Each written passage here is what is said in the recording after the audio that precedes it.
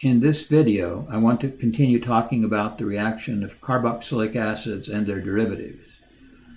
The reaction that we considered at the end of the last video is called an acyl carbon substitution. Note, acyl carbon is simply a synonym for carbonyl carbon. The acyl carbon substitution reaction is a very important reaction. There are numerous instances of it. We called attention to the fact that there is an underlying pattern to this reaction. It's very similar to the pattern we saw in nucleophilic substitution of alkyl substrates. In the acyl carbon substitution reaction, the leaving group is denoted by capital L. The L group always has a heteroatom element bonded to acyl carbon. The heteroatoms include chlorine, oxygen, nitrogen, and so forth. The mechanism of this reaction is important. I now want to review that. In the simplest case, the mechanism involves two steps. In the first step, the nucleophile bonds to the acyl carbon, forming an intermediate. This intermediate is called the tetrahedral intermediate. We call it the tetrahedral intermediate because there are four things attached to the carbon. The carbon atom is tetrahedral. In the second step, the L group is ejected to form the substitution product. The L group is the leaving group in the substitution reaction. For most leaving groups, the second step is the slow step, that is, the rate determining step. However, if L is chlorine, that's not the case. In that instance, the first step is the slow step, not the second step. Now, there is an important issue with the second step, that is, the ejection of the leaving group step. Sometimes a proton attaches to L before ejection, sometimes not. If a proton attaches to L before leaving, we use the phrase prior protonation. Now, the reaction occurs under two possible conditions: base neutral or acid conditions. This reminds us of what we saw in the ring opening addition of epoxide reactions. There are we considered two possible conditions: base neutral or acidic conditions. Let's first consider base neutral condition. For most leaving groups, the L group is ejected without the proton attached. It breaks off without prior protonation. However, if the heteroatom is nitrogen, it can't break off without prior protonation. The reason is that if the nitrogen group breaks off without the proton attached, it forms an amidion. An amidion has a nitrogen with a -1 charge. Amidions are highly basic and unstable. They are very poor leaving groups. So when the reaction occurs in the tetrahedral intermediate, the nitrogen atom picks up a proton. The proton comes from protic solvent, such as water or alcohol. Now, the protonated nitrogen group is a good leaving group.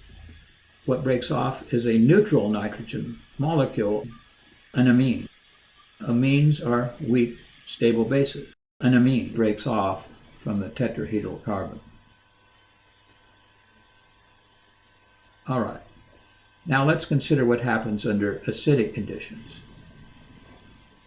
With the abundance of hydrogen ions that the acidic medium provides, most L groups get protonated. A proton attaches to L before departure. However, there is an exception.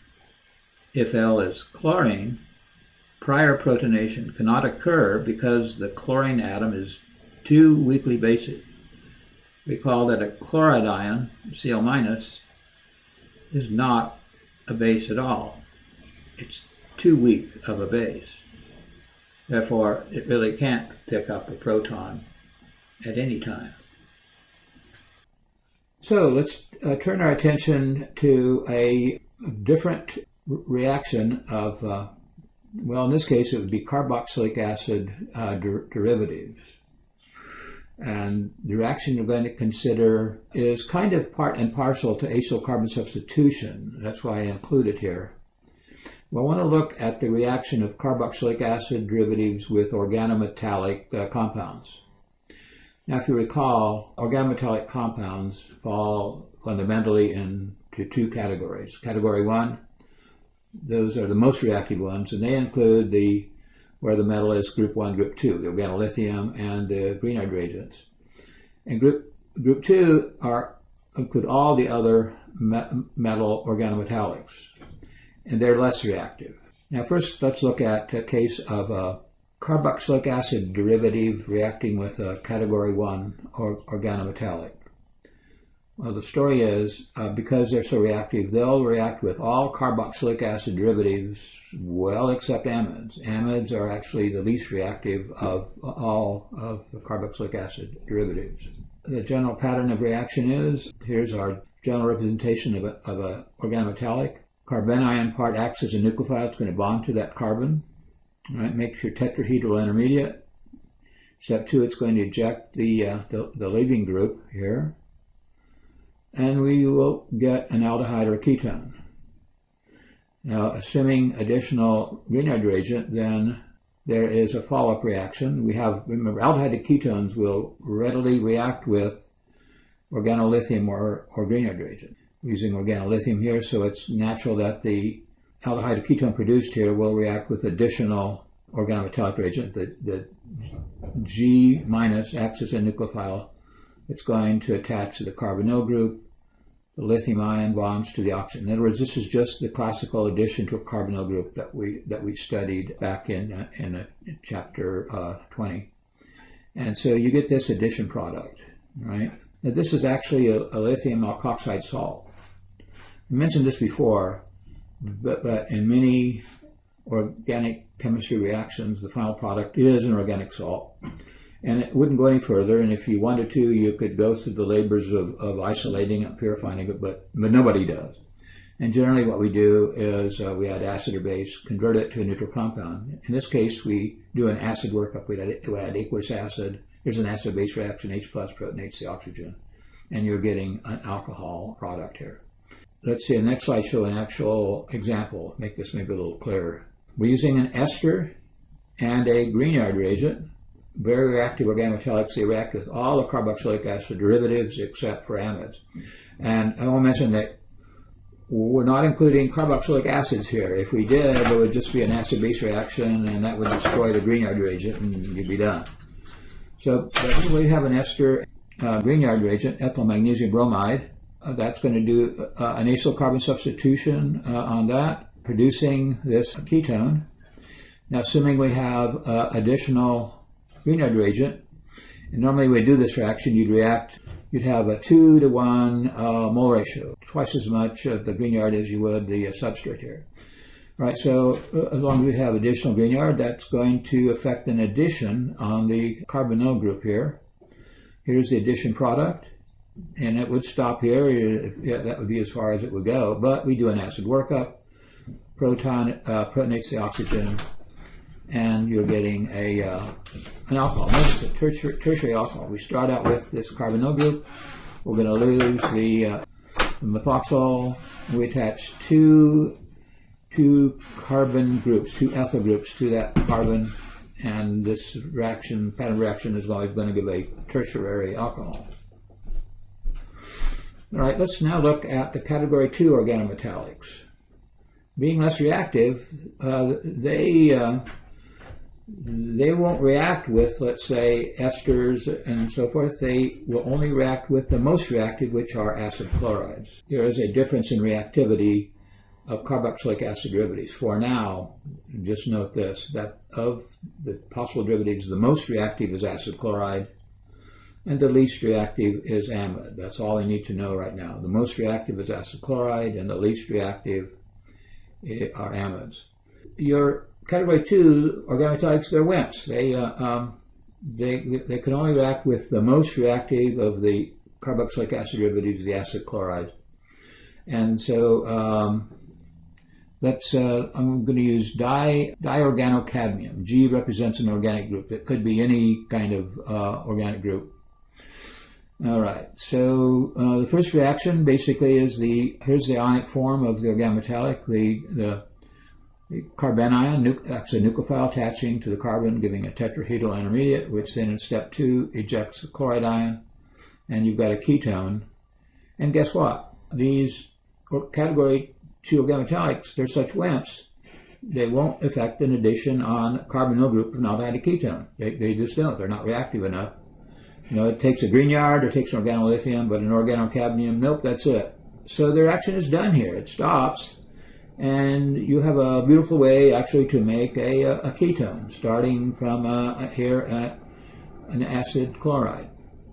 All right, here's an example. Here we're using a different category 2. This is, you remember, the Gilman reagent. 2 ethyl groups bonded to a central copper.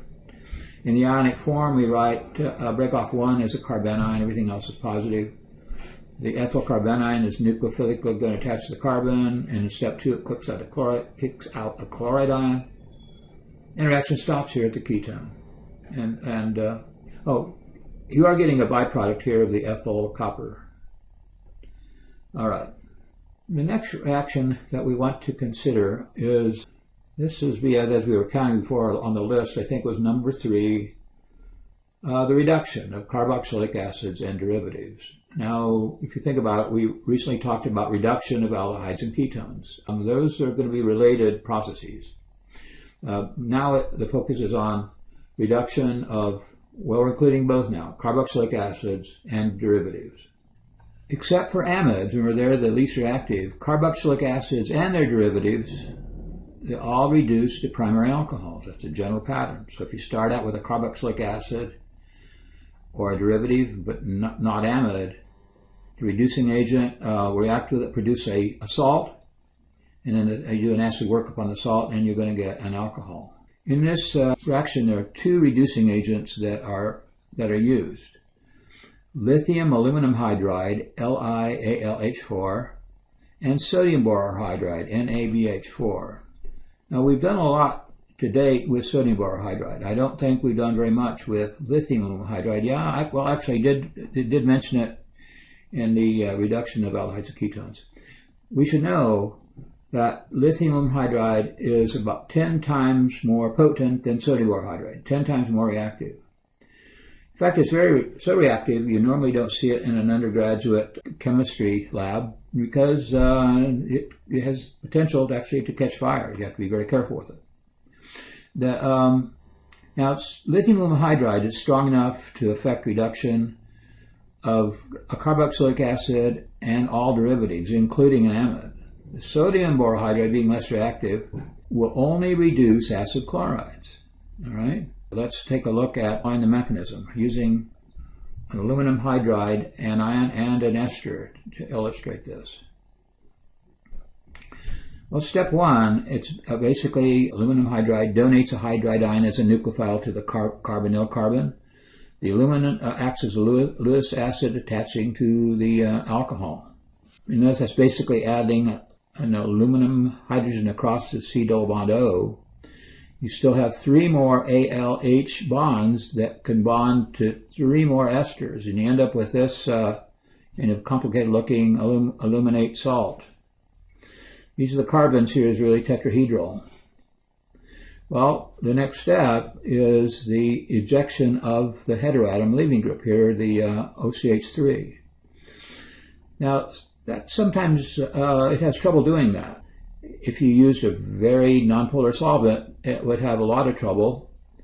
And what will make this reaction occur often is an aluminum acting as a Lewis acid.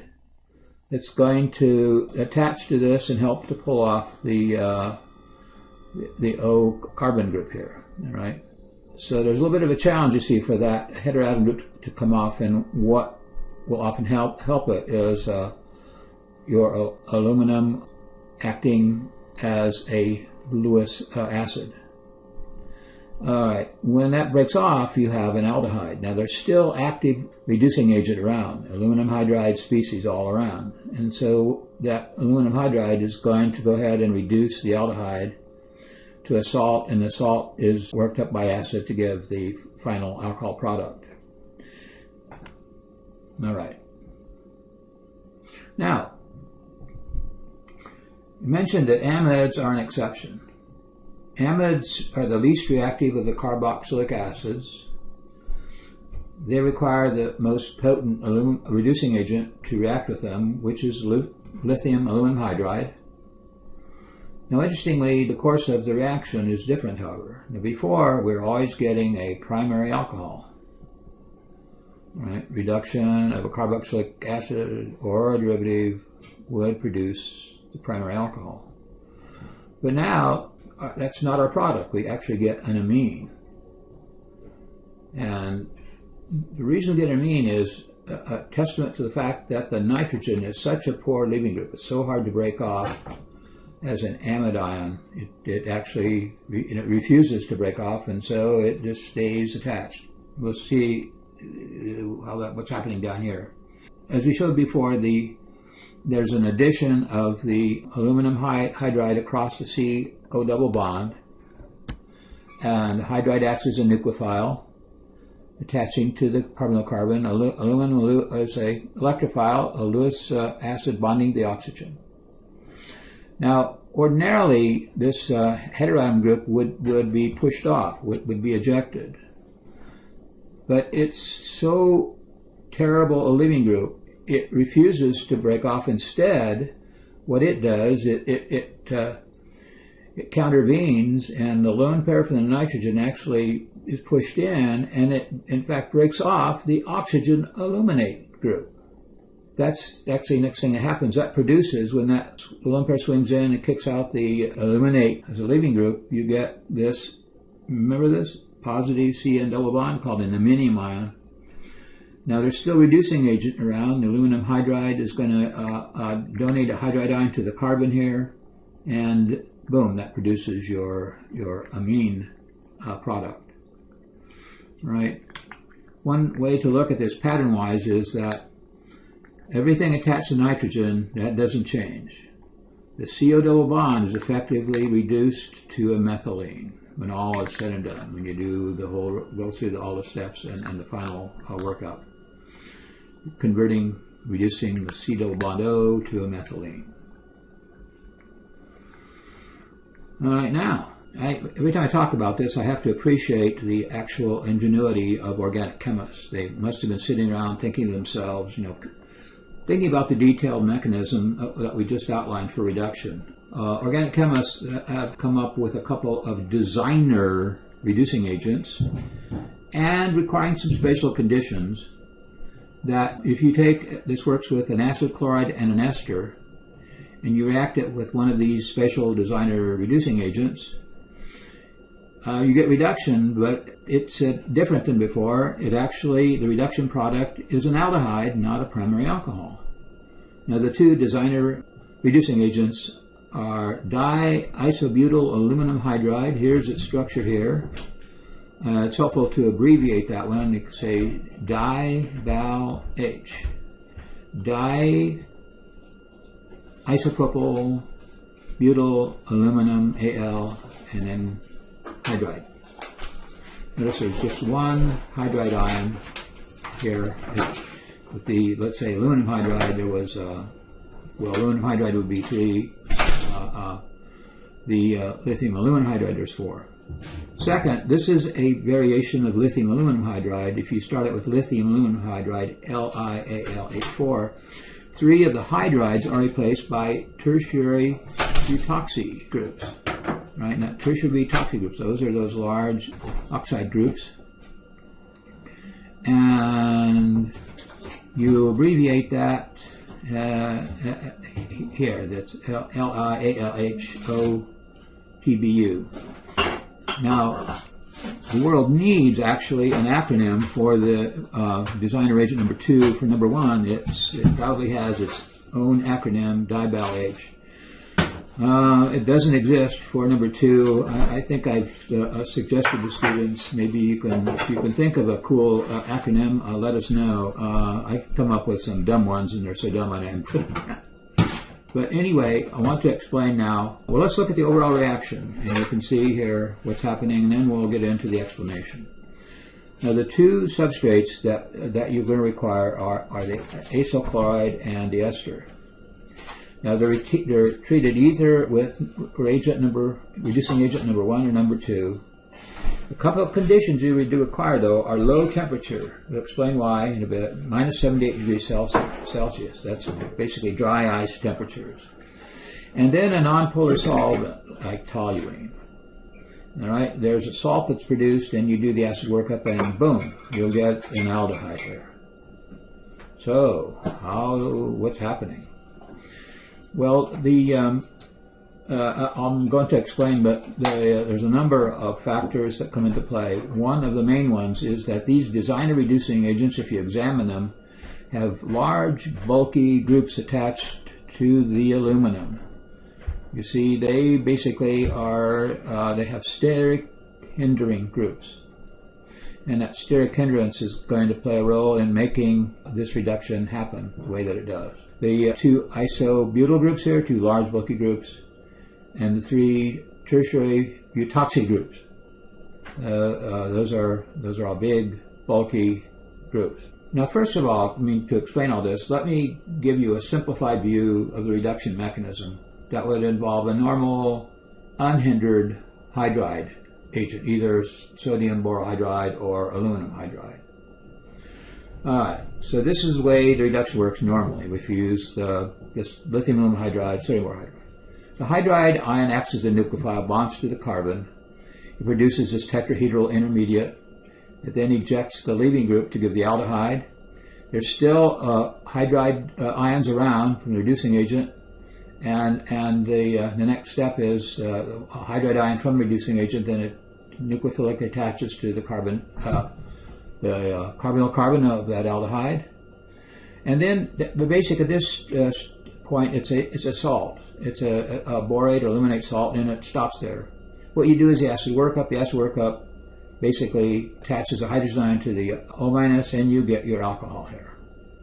Reducing a carboxylic acid derivative to an aldehyde through those use of the designer reducing agent, it works for really 3 reasons. First of all, the low temperature, minus 78, the fact they're using a nonpolar solvent toluene, and the sterically hindering groups of the reducing agent. And right now, the key is this, is that the designer reagents are going to cause a addition across the C-double bond O, as we saw before. And we have basically a tetrahedral intermediate here. Now, ordinarily what would happen is this L group, the heteroatom group, would break off, but it has trouble because the temperature is so low, and also there's toluene solvent. Breaking off as an anion, that wouldn't be very stable in the nonpolar solvent. Well, it's still got an option for reaction, and it's this, that what could happen then is a neutral aluminum species, there's going to be some in equilibrium, even with the, lithium aluminum hydride, and it acts as a Lewis acid that basically bonds to the leaving group and helps to pull it off. Well, when you use one of these designer reagents, they've got large, bulky groups in here. They're so big and bulky, they will sterically hinder this aluminum from getting close enough to latch on to the leaving group and help to pull it off. That's the other key to how this works. These large, bulky, sterically hindering groups prevent a second aluminum from latching on to the leaving group in the tetrahedral intermediate and prevent it from pulling it off. If it did, you'd get the aldehyde, which is in the environment of hydride donating agents. The hydride agents would reduce the aldehyde. So what happens now is it basically stops at this stage right here. Forms this tetrahedral intermediate stage. It doesn't react further. Now, when you do basically the acid workup, everything hydrolyzes away. We're showing that in this slide. the tetrahedral compound at this stage here. That's the end product when you do acid workup. Now, the acid workup also would destroy any excess reducing agents, hydride reducing agents, and so it's going to quickly react, go away. And then hydrolysis of the aluminum-oxygen bond here takes place, and in this aqueous acid environment, eject the leaving group, and there's your aldehyde. All right, and you see this is not further reduced because all the hydride donor species are gone. They'll react with the acid that you're adding in the acid workup phase.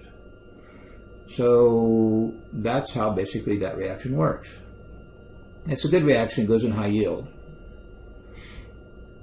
All right, I want to just talk about two more reactions of carboxylic acid. And this is number 4. This one's an interesting one. It's called decarboxylation. I can't tell you how important the process that is. You and I wouldn't be alive if it weren't for a cellular level decarboxylation that naturally occurs. You know, in the Embden-Meyerhof glycolysis process, there's a number of instances where decarboxylation occurs.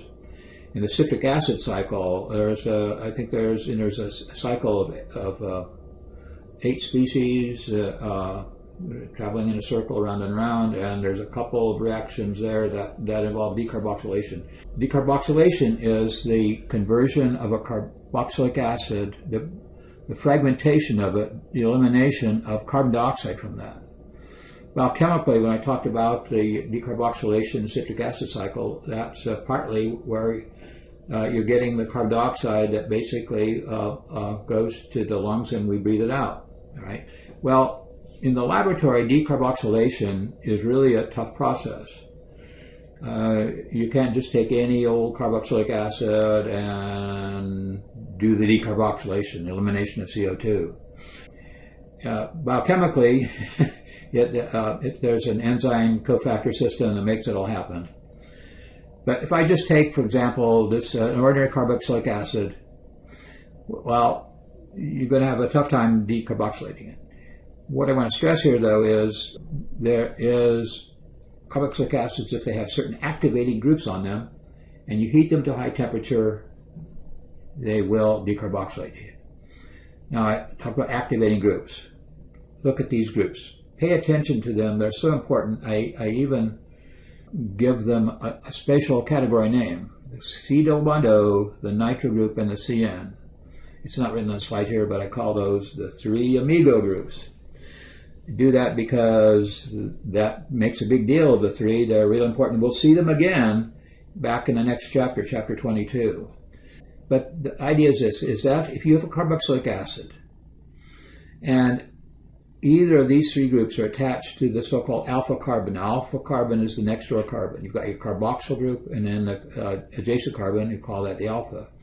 If you had other carbon in the chain, the next one would be beta and then gamma and so forth. The key for this decarboxylation to happen, for the carboxylic acid to be activated and undergo decarboxylation when it's heated, is have one of these 3 amigo groups attached to the alpha carbon. Here we have ketone carbonyl group attached to the alpha carbon. If you take this and heat it, we're talking about probably 180, 200 degrees Celsius. It will break off carbon dioxide, and this ketone is the byproduct. All right. Now, how do these activating groups work? Well, the key is this, that the most stable conformation for a compound like this is where the carboxyl group kind of wraps around and internally hydrogen bonds with this oxygen here. You'd have the same kind of effect with a nitro group and even a cyano group. There'd be this internal carboxyl group reaching around and forming an internal hydrogen bond. This is a stable species because it's a 6-membered ring and because it's got an extra hydrogen bond right there. This would be the conformation, the stable conformation that this compound would exist in. Now, of course, it would just sit there. However, if you heat it, all the atoms are poised to undergo this decarboxylation process. which is, in fact, it's a bond-making, simultaneous bond-making, bond-breaking process, and we try to break it down here. Upon heating here, this acid strength increases enough that it can attach a proton to this oxygen. It's going to pull away a pi electron pair here, creating a positive charge there. As this hydrogen is donated to the carbonyl oxygen, that produces a negative charge here. It's going to try to push in and form a C double bond O. You've got that push here. You've got the positive charge that's going to pull on the electron bonding pair electron here. So there's a whole bunch of push pull, resulting in kind of a flow of electron pairs, resulting in bond making, bond breaking. Again, this is it's not so energetically easy. It requires high temperature, but with high enough temperature, that will make all this happen. And as the bonds make and break, let's see what we're going to get. Well, H donated to that. This double bond goes to single. The electron bonding pair swinging over forms a CC double bond right there. And fundamentally, you're breaking this bond right here, and you're forming a CO double bond. That's how the carbon dioxide gets formed, and it, of course, diffuses away. Okay, now if I were giving little award points, I would ask the question to see if you can remember what you call this, and we've seen it actually.